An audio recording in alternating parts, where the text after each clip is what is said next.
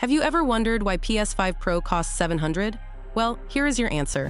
Microsoft doesn't care about the Xbox brand, and that's really unfortunate. The reason the PS5 Pro is priced at $700 and not $600 is because Sony has zero competition in the console race. And no, Nintendo is not in the race. The Switch Lite costs $167 USD in some areas, cheaper than the DualSense Edge controller. The Xbox 360 was a true competitor to PlayStation, but ever since the Xbox One's announcement, with the forced Kinect BS included, they never fully recovered. The Series S was the last nail in the coffin for Xbox. Look, I don't buy into the console wars nonsense, but facts are facts. Microsoft has let down all Xbox fans, and it's a tragedy. Even Windows is getting worse with every update. Another thing, every time I upload a video, it's funny how people assume I'm a Sony pony just because I roast Xbox and highlight PlayStation. But what newcomers fail to understand is that I also criticize Sony and PlayStation when they deserve it. The difference is that PlayStation actually has a lot of good news too. If you expect me to roast Sony as much as Xbox just to create some artificial balance for your listening pleasure, this is the wrong channel for you. I'm not going to bore my current and loyal audience with constant disclaimers, reminders, or quotes from older videos just to stay on track. My videos are episodic, and if you're new here, you need to watch at least the last 2-3 videos to get a sense of where I'm coming from. At the end of the day, news is news. I'm not clickbaiting. I'm just reporting what's happening in the tech and gaming worlds. Unfortunately, Xbox has had bad news every week lately. It's gotten so bad that it depresses me, and I truly feel sorry for anyone who chose Xbox over PlayStation. Having said that, Xbox just removed the $1 trial ahead of the release of Call of Duty Black Ops 6, which of course is coming to Game Pass. This is the second time they've removed or increased the price of Game Pass, so make of that what you will. Moving on to the next topic. The article from Push Square delves into why the PS5 Pro was designed without a built-in disc drive, highlighting the ongoing shift in the gaming market towards digital game purchases. This move from Sony aligns with broader trends where digital sales increasingly dominate physical ones, particularly on platforms like the PS5. According to data provided by Circana's Matt Piscatella, 78% of PS5 game sales in the US from January to August 2024 were digital. Europe follows a similar trend, with 68% of PS5 game sales in digital form for AA and AAA titles. So what's Sony's strategy? The PS5 Pro comes with the option of buying an external disk drive, a decision that has divided opinions. On one hand, the omission of a built-in drive saves Sony money and gives them flexibility to cater to a market increasingly leaning towards digital purchases. For consumers who prefer physical media, the disk drive costs an additional $100, which some might see as an unnecessary expense. Others, however, who exclusively purchase digital content, see this design as a benefit, potentially saving them money on something they don't need. One major point Push Square raises is the conservative stocking of physical games by retailers and aggressive digital marketing by publishers. This means physical copies aren't as widely available as they once were, which contributes to the rising digital sales ratio. Still, physical media isn't entirely dead, with 22% of PS5 games in the US and 32% in Europe being sold in disc form, showing there's a dedicated market for collectors and those who value ownership of a physical product. What makes the situation even more interesting is the comparison with other consoles. The Nintendo Switch, for example, has a 53% digital split, indicating a more balanced consumer preference for both physical and digital formats. Meanwhile, the Xbox Series boasts an impressive 91% digital sales ratio, likely bolstered by Game Pass subscriptions, though Game Pass downloads themselves weren't factored into the sales data. A future without physical games? The article suggests that while the digital ratio on PS5 will likely keep increasing, it might not do so dramatically anytime soon. Physical games still hold a place in the market, particularly for those who appreciate the collectible nature of physical editions or prefer the perceived ownership that comes with a disc. Yet, Sony's solution with the PS5 Pro, offering an optional disc drive, seems like a middle ground to cater to both groups. From a business perspective, this strategy makes sense. It allows Sony to cater to digital-first gamers while still providing a solution for physical media users shooters without entirely ditching them. However, it also signals a clear focus on where the gaming industry is heading, towards a predominantly digital future. What are your thoughts? I really want to know, actually. How much physical media are you buying? And you think it's the gamer's fault that things are going more digital these days? Alright, so here's the latest update from DF Clips. They've just added more footage of Ratchet and Clank Rift Apart running on the PS5 Pro. There's a funny, but painful, story behind it, too. They spent an entire day at Sony HQ capturing gameplay footage, only to have the Samsung SSD they were using corrupt on the very last shot. So they had to go back the next week with some extra gear, a fancy HDMI 2.1 splitter, and 2 Atomos 4K ProRes recorders, which luckily worked perfectly. In this new footage, there's no technical breakdowns or head-to-head comparisons like they usually do. It's just pure gameplay, showing off the PS5 Pro's performance in Ratchet and Clank at 4K 60 FPS, which should give you a good feel for how the game looks and runs on the upgraded hardware. Earlier this month, they also did some hands-on testing with The Last of Us Part 2 on the PS5 Pro, showcasing how Sony's new machine learning-based PSSR upscaling holds up. The base resolution is still 1440p, but the upscaling makes it look way sharper than on the standard PS5. They dropped an extended video of that as well, giving more focus to the overall visual improvements. DF Clips usually breaks down their longer shows into smaller chunks for easier viewing, but they've been dropping exclusive content lately, especially with all the PS5 Pro footage they've gathered. There's even more coming soon, like unabridged gameplay from Final Fantasy VII Rebirth, with commentary from Oliver Mackenzie and John Linneman, who've both played it on the Pro. So if you're into all things PS5 Pro, their channel is worth keeping an eye on. Digital Foundry also shared a face-off video between the 3 upscalers based on Ratchet and Clank Rift Apart, using approximate quality settings, as getting a perfect match proved to not be possible. In addition, the PC version of the game by Insomniac uses a different implementation of dynamic resolution scaling than the console version. Using this approximate recreation of the same visual quality settings, the early comparison highlighted how PSSR is superior to AMD FSR 3.1 in anti-aliasing, newly revealed detail, and in movement. On the other hand, the upscaler lags behind NVIDIA DLSS in certain scenarios, as PSSR returns a softer image and DLSS resolves geometry with less aliasing. Still, NVIDIA had over 6 years to improve its upscaler, while PSSR is just at the beginning, so things will surely improve in the future. Interestingly enough, there's an area where the PlayStation 5 PSSR upscaler delivers better results than DLSS, at least in Ratchet and Clank Rift Apart. With ray-traced reflections, the Sony upscaler does a better job delivering better image stability, although this could be a result of Insomniac using a custom sampling pattern for PSSR. On lower quality settings, the Sony upscaler merges the checkerboard correctly, delivering a higher resolution output, while checkerboard artifacts are clearly visible with DLSS. As Ratchet and Clank Rift Apart has a high internal resolution, it is not surprising to see the PlayStation 5 Pro upscaler doing a fairly good job even in its first iteration. However, the true test, as Digital Foundry highlighted, will be in games with low internal resolution, such as Alan Wake 2, whose internal res on PlayStation 5 is 864p.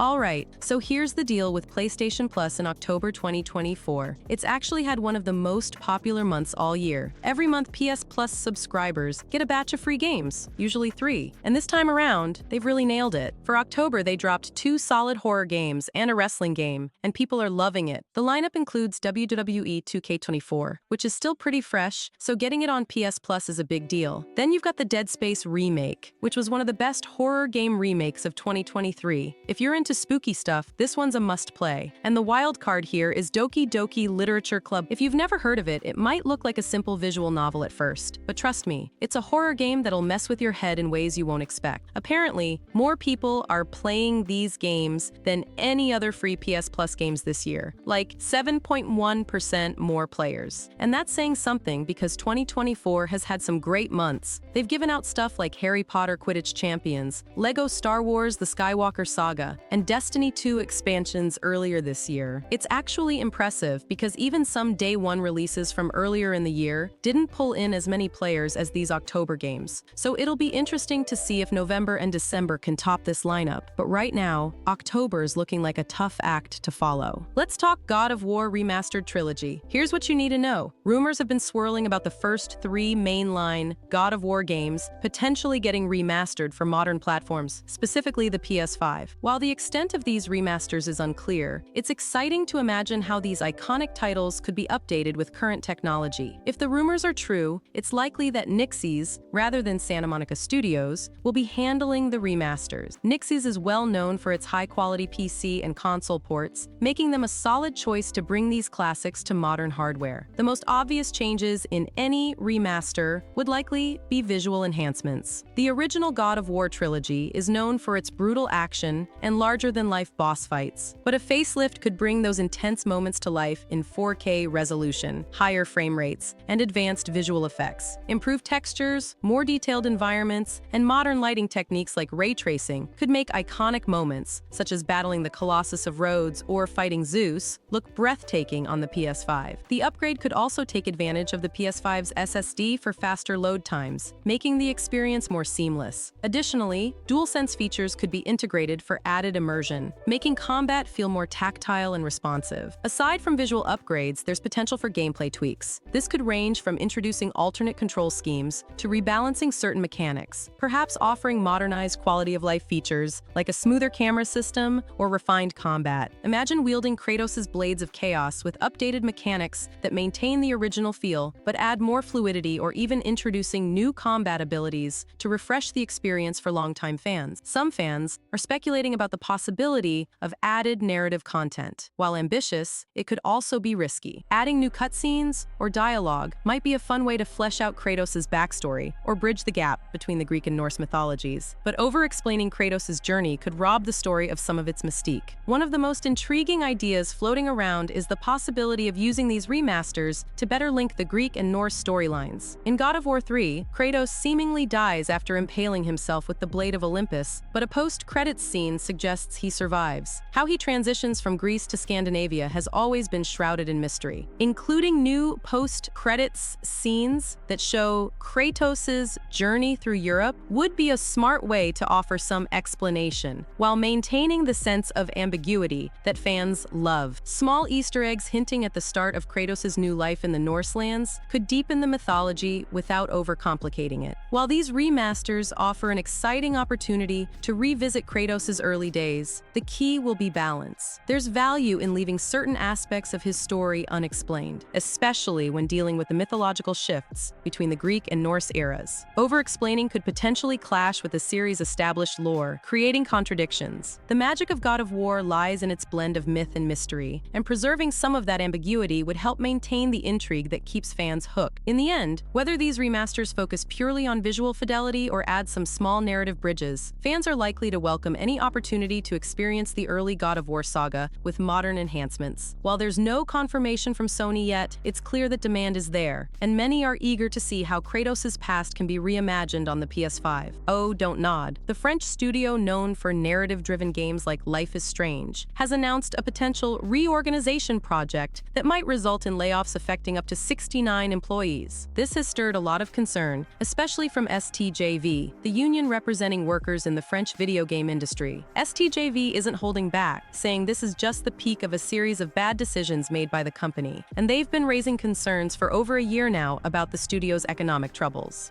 The union claims that upper management has basically been ignoring these warnings for months, and now with the proposed layoffs, they feel things have reached a breaking point. STJV is calling this layoff plan an act of extreme violence in the workplace, urging Don't Nod workers to stand up and fight to protect their jobs and working conditions. They're even comparing the situation to what's happening over at Ubisoft, where the union recently called for a strike over a return-to-office policy. The backdrop to all this? Don't Nod hasn't been doing great financially. The company saw an 11% drop in revenue compared to last year, and the CEO, Oscar Gilbert, mentioned that their latest game didn't sell as expected, even though it got decent reviews. He's saying that the measures they took earlier in the year to stabilize the company just aren't enough anymore. It's tough timing too with the studio's next big project, Lost Records Bloom and Rage. Expectations are sky high, but as we've seen, even great reviews haven't guaranteed strong sales for Don't Nod. It seems like they're in a tough spot, and the pressure on this new game is likely enormous. The union seems to feel like the developers are being unfairly blamed for the company's financial struggles, which is why they're pushing so hard to organize against these layoffs.